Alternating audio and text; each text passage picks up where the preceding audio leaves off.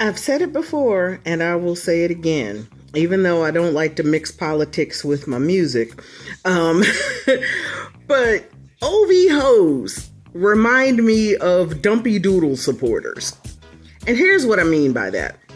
5 years later, there are still Dumpy Doodle supporters and Cheetolini himself who still claim that he won the 2020 presidential election that he clearly lost by over 7 million votes.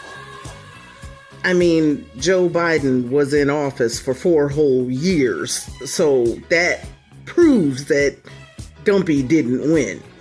But here's the parallel I see. Lawbury Drizzlepop Graham took the biggest L in hip-hop last year when Kung Fu Kenny field goal punted his whole career into oblivion. But instead of just taking the L and moving on with his life and his career, he spiraled out. There was Snow Day and Wagwan Delilah. There was the 100 Gigs thing where he dropped like 50, 60 songs. None of them charted.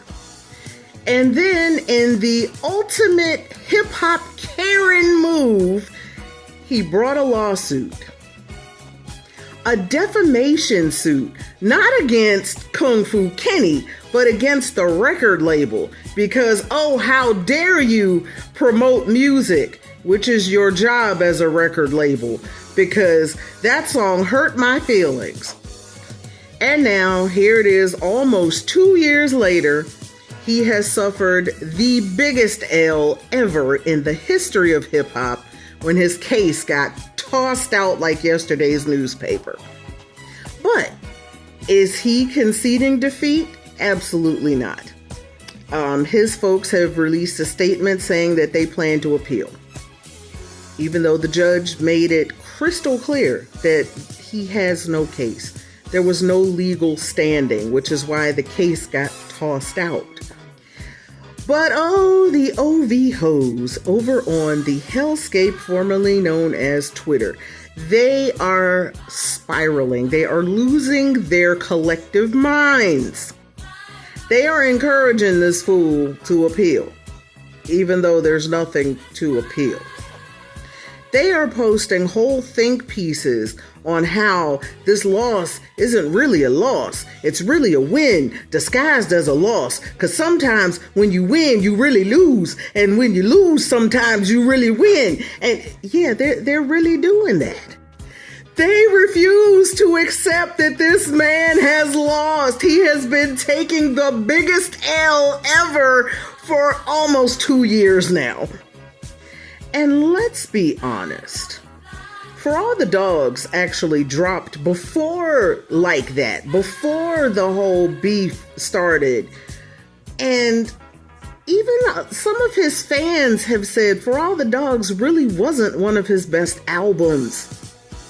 I've heard a lot of folks say like he's kind of been on a decline since the Honestly Nevermind era. Now, I fell out with him quite a few years ago, so I haven't really followed his career all like that. But, you know, I'm hearing this from folks who actually do still follow his career and have been fans of his. And still, instead of just concentrating on dropping this Iceman album, he might as well just drop the album. At this point, just drop it and see what it's going to do.